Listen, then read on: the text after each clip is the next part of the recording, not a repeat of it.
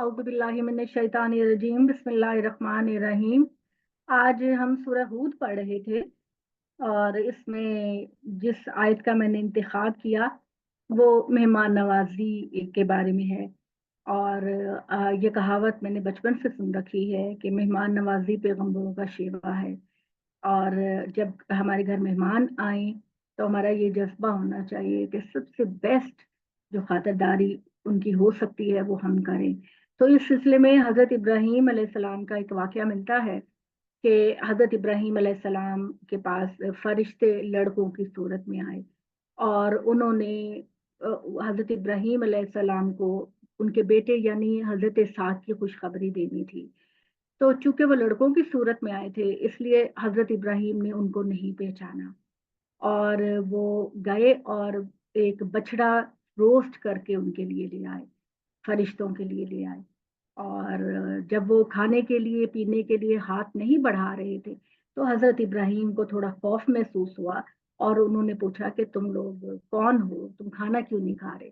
तो उन्होंने कहा कि हम अल्लाह ने हमें भेजा है ज़मीन के ऊपर इंसानों की सूरत में और हम आपको बिशारत देने के लिए आए हैं और लूत की कौम पर हम अजाब लेकर आएंगे क्योंकि वो लोग मर्दों के सामने साथ बदफेली करते हैं और अपनी बीवियों में उनकी कोई दिलचस्पी नहीं है।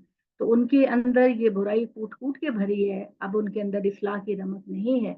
तो हम जब जमीन में कोई फसाद ऐसा पैदा होता है तो हम उसको साफ कर देते हैं अल्लाह के हुक्म से।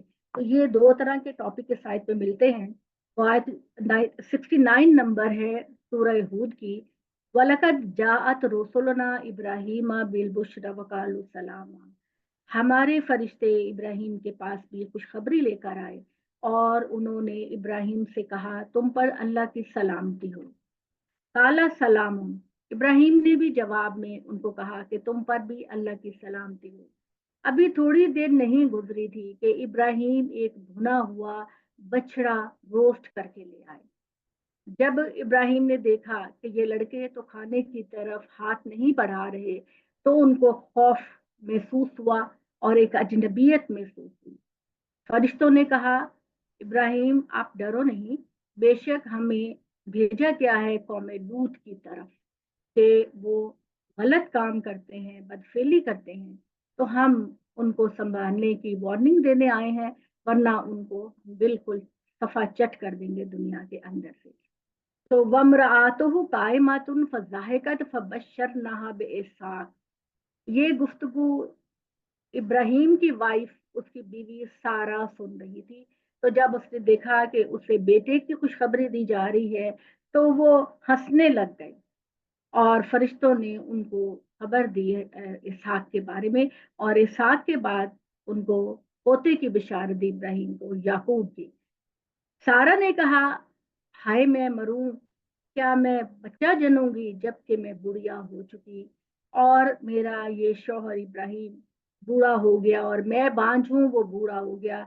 अगर इस उम्र में हमें औलाद मिलेगी तो ये तो बड़ा ही अजीब मामला होगा। तो फरिश्तों ने कहा कालू अताजब ताजबीना मिन अमरिल्लाह रहमतुल्लाहि व बरकातहू अलैकुम अहलल बैत इन्नहु हमीदुम मजीद। फरिश्तों ने कहा कि तो वो हैरत करती है अल्लाह की रहमत और बरकत के बारे में जो वो नाजिल करता है इब्राहिम के घर वालों पर। बेशक अल्लाह ताला बहुत सिफात का हामिल है और बहुत ही बुजुर्ग शान वाला है।